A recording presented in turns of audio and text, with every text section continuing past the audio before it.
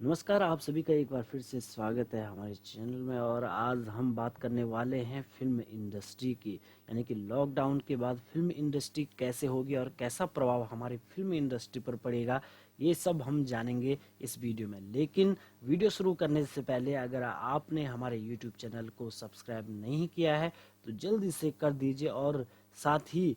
Latest video की update को जानने के लिए आप बेल आइकन को जरूर दबाएं। और यदि आप इस वीडियो को फेसबुक पर देख रहे हैं तो हमारे पेज को लाइक और फॉलो जरूर करें। तो दोस्तों, जब भी कोई बड़ा परिवर्तन होता है तो उसमें बहुत सारे चैलेंजेस आते हैं, लेकिन साथ ही अपॉर्चुनिटी भी जरूर आती है। तो हम जानेंगे कि फिल्म इंडस्ट्री में किस किस विभाग में, यानी कि कौन से डिपार्टमेंट में क्या क्या चैलेंजेस आएंगे,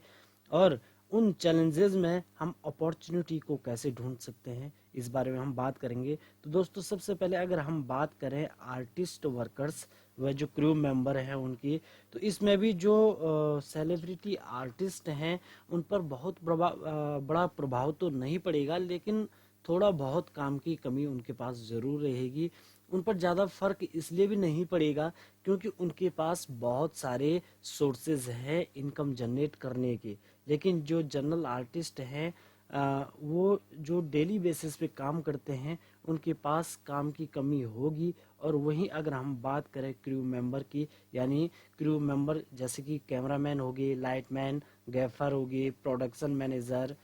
art director, makeup man, hairdresser हैं, या इनके जो असिस्टेंट हैं उनके पास भी काम की कमी रहेगी। और जो वर्कर्स हैं जैसे स्पॉट बॉय या सिटिंग बॉय, इनके साथ बहुत बड़ी दिक्कत आएगी क्योंकि इनमें से बहुत सारे लोग लॉकडाउन के कारण अपने गांव चले गए होंगे, और उन लोगों को जल्दी वापस आना थोड़ा सी मुश्किल होगा क्योंकि ये लोग लॉकडाउन के कारण ऑलरेडी ये कोरोना की वजह से डरे हुए हैं और पलायन कर चुके हैं, जिस कारण फिल्म इंडस्ट्री में बड़े चैलेंजेस आएंगे। और इसके विपरीत यदि बात करें अपॉर्चुनिटी की, तो यहाँ उन लोगों के लिए काम करने के द्वार खुल जाएंगे जो मुंबई में सालों से स्ट्रगल कर रहे हैं। वह जो नए आर्टिस्ट हैं और फिल्म इंडस्ट्री में काम करना चाहते हैं, क्योंकि यहाँ ध्यान देने वाली बात यह है कि उन लोगों के आगे काफ़ी सीनियर व एक्सपीरियंस वाले लोग थे, जिस कारण इन लोगों को मौका नहीं मिल पा रहा था।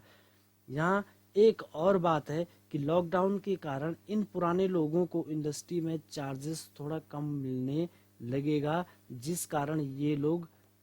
धीरे धीरे हटना शुरू हो जाएंगे, और ऐसे में नए लोगों को हायर करने में थोड़ा आसानी हो जाएगी, और हर एक डिपार्टमेंट में नए लोगों को ज़्यादा चांस मिलेगा। लेकिन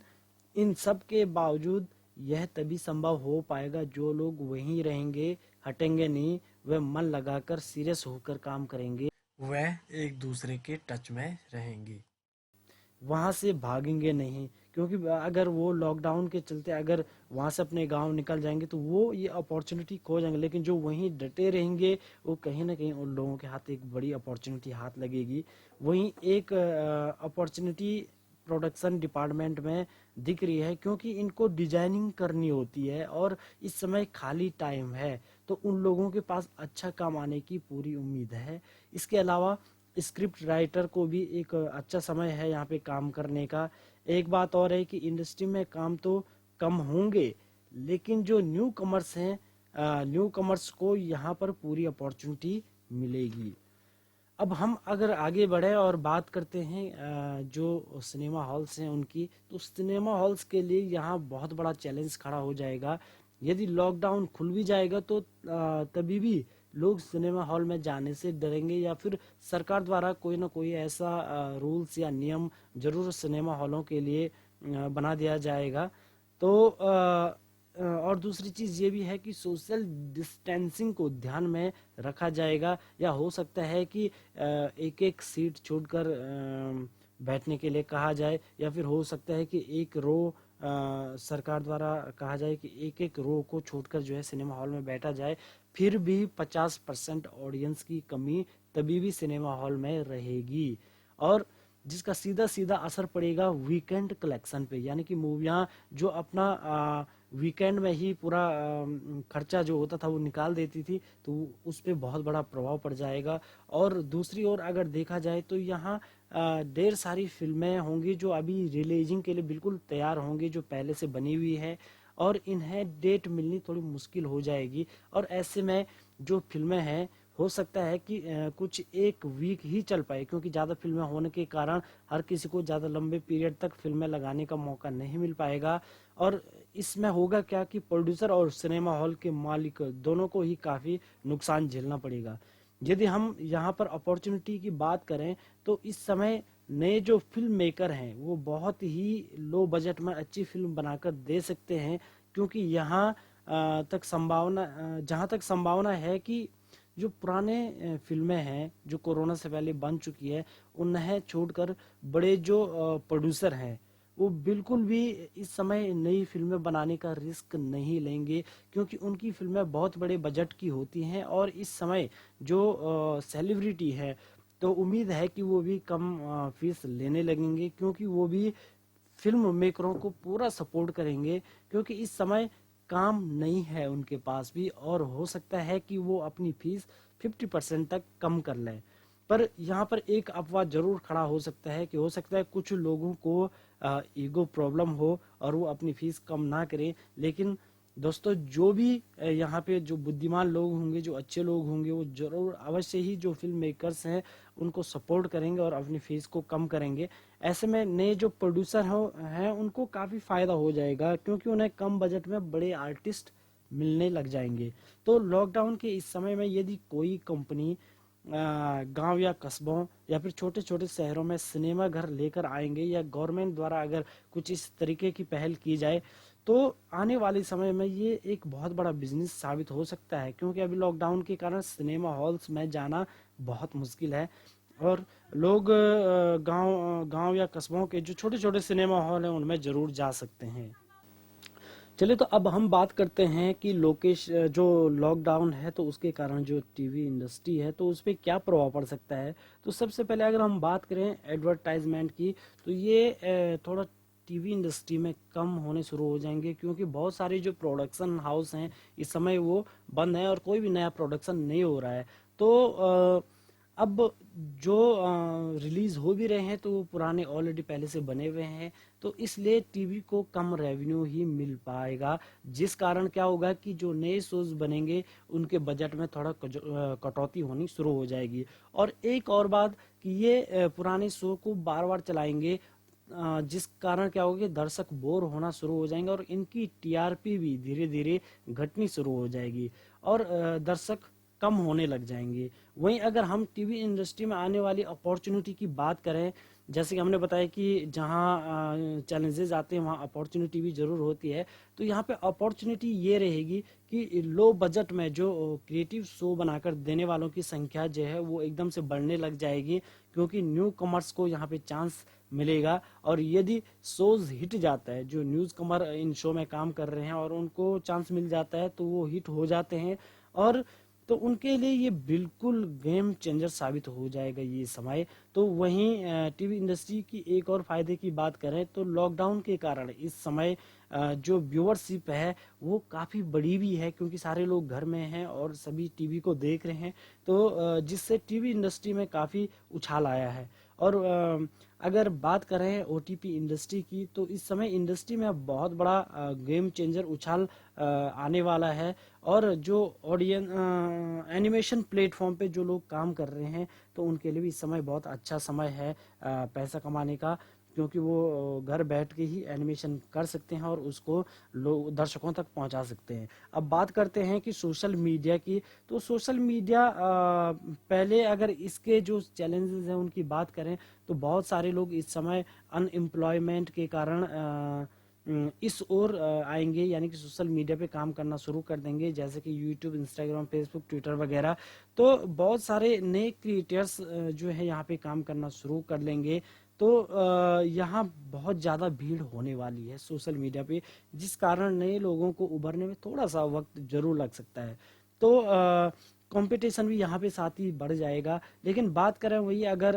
गुड न्यूज़ की या जो अपॉर्चुनिटीज़ इस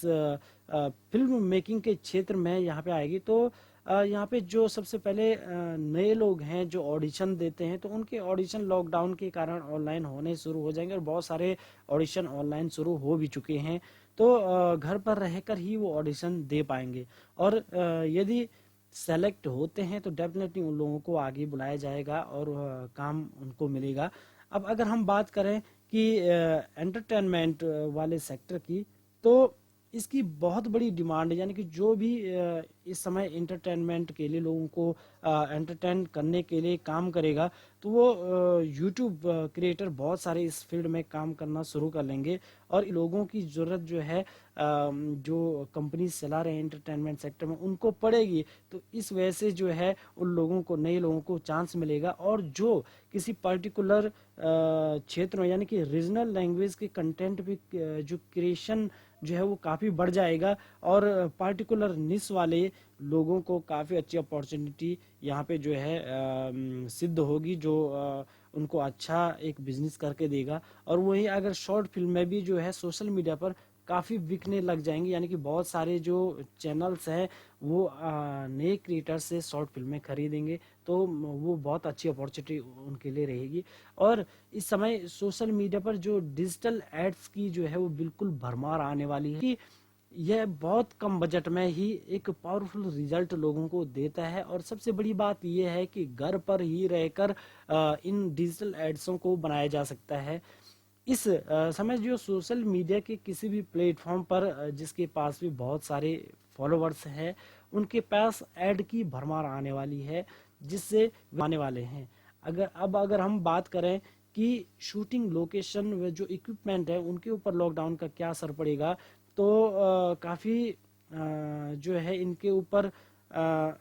हायरिंग जो कंपनी है, अगर मैं सबसे पहले हायरिंग कंपनी की बात करूँ तो बहुत बड़ा असर लोकेशन पे भी और हायरिंग कंपनी पे भी पड़ने वाला है, क्योंकि जो इक्विपमेंट को हायर या किराए पे देते हैं तो इसमें भारी कमी आएगी, क्योंकि शूटिंग कम हो रही है और शूटिंग कम होंगी अभी हाल फिलहाल, और इक्विपमेंट भी कम हायर होंगे। और इस समय जो सेकंड हैंड इक्विपमेंट होगी तो वो काफ़ी सेल होने लग जाएंगे, क्योंकि बहुत सारे जो बड़े बड़े प्रोडक्शन हाउस होते हैं, तो जो इक्विपमेंट किराए पे देते हैं उनके पास बहुत सारे इक्विपमेंट होते हैं, तो जिन कारण प्रॉपर मात्रा में उनके सारे इक्विपमेंट यूज़ में नहीं आएंगे, तो वो बेचना शुरू कर लेंगे। तो ये सेल भी धीरे धीरे जो है काफ़ी बढ़ने लग जाएगी। और वहीं अगर बात करें हम महंगी लोकेशन की, तो इस समय बहुत ही बुरी स्थिति महंगी लोकेशंस की होने वाली है, क्योंकि उनका जो खर्च है वो बढ़ता चले जाएगा और आसानी से कोई लोकेशन खरीदेगा नहीं। तो ऐसी स्थिति में